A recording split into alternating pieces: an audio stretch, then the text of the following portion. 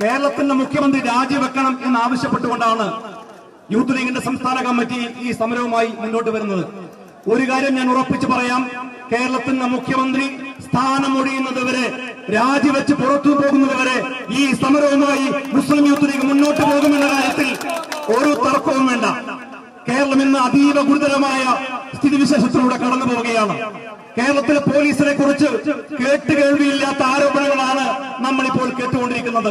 സ്വർണ്ണക്കടത്ത് നടത്തുന്നത് കേരള പോലീസ്, കൊലപാതകങ്ങൾക്ക് കൂട്ടുനിൽക്കുന്നത് കേരള പോലീസ്, പൂരം കലക്കുന്നത് കേരള പോലീസ്, സംഘപരിവാറിന് ദാസ്യവേല ചെയ്യുന്നത് കേരള പോലീസ്.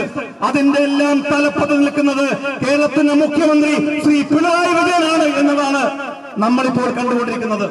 പൊതുമരാമത്ത് മന്ത്രി PA മുഹമ്മദ് റിയാസ് പറയുന്നത് പിണറായി വിജയൻ തലയാണെന്നാണ്. തേങ്ങാക്കൊലയാണ്. തല ആരാണ്? കേരളത്തിന്റെ ഭരണത്തിന്റെ തലപ്പത്ത് ആരാണ്? CPM-ന്റെ തല ആരാണ്? CPM-ന്റെ തല RSS ആണ്, പിണറായി വിജയൻ അല്ല. പിണറായി വിജയന് ഒരു PR ഏജൻസി രാജ്യത്ത് പ്രവർത്തിക്കുന്നുണ്ട്.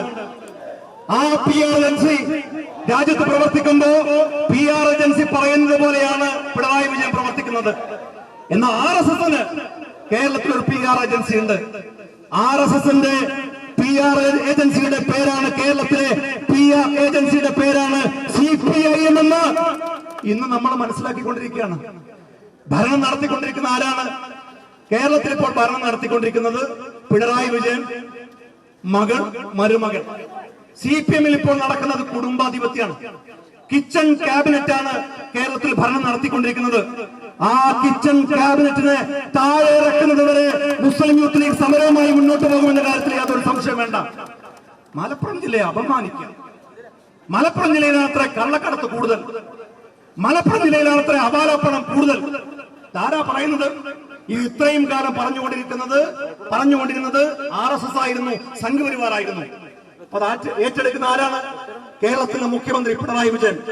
കരിപ്പൂർ എയർപോർട്ട് വഴി വരുന്നവരെല്ലാം മലപ്പുറം ജില്ലയിലുള്ളവരാണെന്ന് ആരാണ് പിണറായി വിജയനോട് പറഞ്ഞത്?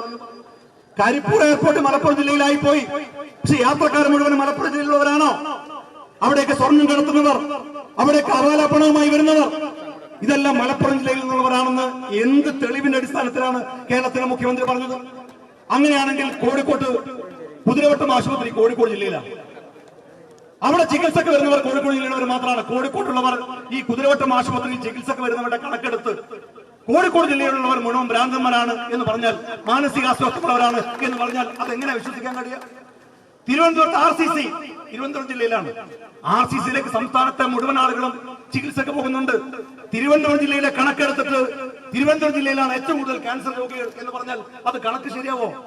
എയർപോർട്ട് മലപ്പുറം ജില്ലയിലാണ് എന്നതുകൊണ്ട് എയർപോർട്ട് വഴി വരുന്നവരെ മുഴുവനും മലപ്പുറം ജില്ലയുടെ കണക്കിൽ വെച്ച് മലപ്പുറം ജില്ലയെ അവഹേളിക്കാൻ നോക്കിയാൽ അത് അംഗീകരിച്ചു കൊടുക്കാൻ സമ്മതമല്ല എന്ന് പ്രഖ്യാപിച്ചുകൊണ്ടാണ് നിങ്ങൾ ഈ സമരവുമായി കടന്നു വന്നിട്ടുള്ളത്.